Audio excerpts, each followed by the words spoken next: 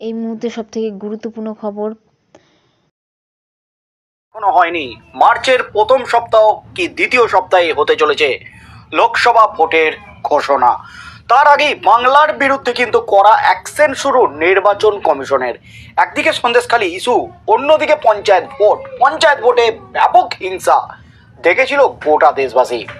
পঞ্চায়েত ভোটে হিংসার কথা মাথায় রেখে এবং সন্দেশখালী যে রক্তাক্ত হচ্ছে, সন্দেশখালী যে উত্তেজনাকর পরিস্থিতি, একেবারে ধুন্ধুমার পরিস্থিতি, একেবারে অগ্নিগর্ভ পরিস্থিতি, সেটাকে মাথায় রেখে এবার একাধিক কড়া পদক্ষেপ নিল নির্বাচন কমিশন। এই মুহূর্তের সবচেয়ে বড় খবর, বাংলার বিরুদ্ধে কিন্তু একেবারে রণকৌশল তৈরি করলো নির্বাচন কমিশন। তার আগেই নির্বাচন কমিশন এবার যা করলো ভোট ঘোষণার আগে, তাতেই কিন্তু হুলস্থুল হতে চলেছে গোটা রাজ্য রাজনীতি। নবান্নে এলো কড়া চিঠি নির্বাচন কমিশনের। এই মুহূর্তের সবচেয়ে বড় খবর, ভোটের আগে আধিকারিকদের বদলি নিয়ে একেবারে কড়া নির্দেশিকা জারি, কড়া নোটিশ রাজ্যকে। আসন্ন লোকসভা নির্বাচনে যাতে কেউ কোনো প্রভাব ফেলতে না পারেন সে ব্যাপারে কড়া পদক্ষেপ নির্বাচন কমিশনের।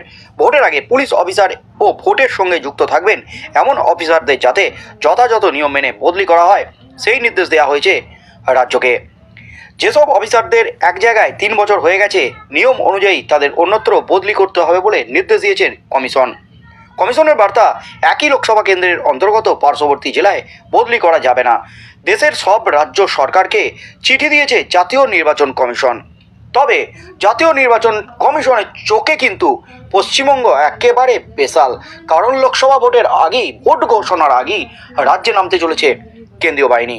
কমিশনের অভিযোগ, নির্বাচন কমিশনের বদলি সংক্রান্ত নিয়মকে এড়ানোর জন্য একাধিক রাজ্যে দেখা যাচ্ছে একই লোকসভা কেন্দ্রের অন্তর্গত পাশের জেলায় আধিকারিকদের বদলি করা হচ্ছে। এমনকি যে আধিকারিকরা হোম ডিস্ট্রিক্টে নিযুক্ত আছেন তাদেরকেও বদলি করতে হবে বলে নির্দেশ দেওয়া হয়েছে। নির্বাচনের কাজে প্রত্যক্ষ বা পরোক্ষভাবে যে আধিকারিকরা জড়িত থাকবেন তাদের ক্ষেত্রেই এই নির্দেশ বলবৎ হবে। এই নির্দেশ জাতীয় নির্বাচন কমিশনের রুটিন নিয়মাবলীর মধ্যেই পড়ে। তবে এবার নির্দেশ দেওয়া হয়েছে নিয়ম মানা না হলে কঠোর পদক্ষেপ করা হবে। নবান্নকে কিন্তু একেবারে চরম নির্দেশ রাজ্যকেই দিয়েছে। তবে কমিশনের চোখে কিন্তু স্পেশাল একেবারে পশ্চিমবঙ্গ। ভোট ঘোষণার আগেই কিন্তু একেবারে ভয়ঙ্কর পদক্ষেপ নির্বাচন কমিশনের। রাজ্যে আসছে 150 কোম্পানি, আধা সেনা। ইতিমধ্যেই অ্যালার্ট হয়ে গেছে পশ্চিমবঙ্গের জন্য 920 কোম্পানি, যেটা কাশ্মীরের থেকেও 1.5 গুণ বেশি।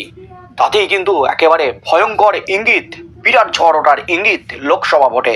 কারণ পঞ্চায়েত ভোটে যেভাবে হিংসা হয়েছিল, যেভাবে রক্তাক্ত হয়েছিল বাংলা, সে কথাকে মাথায় রেখেই কিন্তু নির্বাচন কমিশন আগে ভাগই চরম পদক্ষেপ নিচ্ছে। আর তার মধ্যেই কিন্তু নবান্নকে একেবারে কড়া নির্দেশ দিয়ে দিল আধিকারিকদের বদলি প্রক্রিয়া নিয়ে।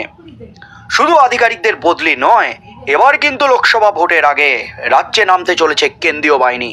যে জল্পনাটা কদিন ধরেই চলছিল, সেই জল্পনাতেই কিন্তু শিলমোহর ফেলল অবশেষে নির্বাচন কমিশন। সন্দেশখালী এবং পঞ্চায়েত ভোটের হিংসাকে মাথায় রেখেই কিন্তু এই পদক্ষেপ, এবং সন্দেশখালী নিয়ে কিন্তু প্রতিদিন নির্বাচন কমিশনকে রিপোর্ট দিতে বলা হয়েছে। একেবারে প্রতিদিন নবান্ন থেকে রিপোর্ট যাচ্ছে জাতীয় নির্বাচন কমিশনের কাছে, যা রাজ্যের এতদিন যাবৎ ভোটের ইতিহাসে একেবারে নজিরবিহীন বেনজির ঘটনা। মার্চ মাসের দ্বিতীয় সপ্তাহে লোকসভা নির্বাচনের নির্ঘণ্ট প্রকাশ হওয়ার কথা। তার আগেই রাজ্যে পা রাখতে চলেছে 150 কোম্পানি কেন্দ্রীয় বাহিনী। কিন্তু এর কারণ কি, এই প্রশ্নে এখন তোলপাড় রাজ্য রাজনীতি। সাধারণত ভোট ঘোষণা হওয়ার পর, অর্থাৎ রাজ্যের আইন শৃঙ্খলা ও প্রশাসন কমিশনের হাতে যাওয়ার পরই কেন্দ্রীয় বাহিনী মোতায়েন করা হয়। কিন্তু এবার অন্য পথে হাঁটছে কমিশন। সূত্রের খবর, আগামী 1 মার্চই রাজ্যে পা রাখতে চলেছে 100 কোম্পানি, আধা সেনা। পরে 7ই মার্চ আসবে আরও 50 কোম্পানি। তার আগে আগামী 3রা মার্চ রাজ্যে আসবে কমিশনের ফুল বেঞ্চ। সূত্রের খবর, প্রতিটি জেলায় জেলা প্রশাসনকে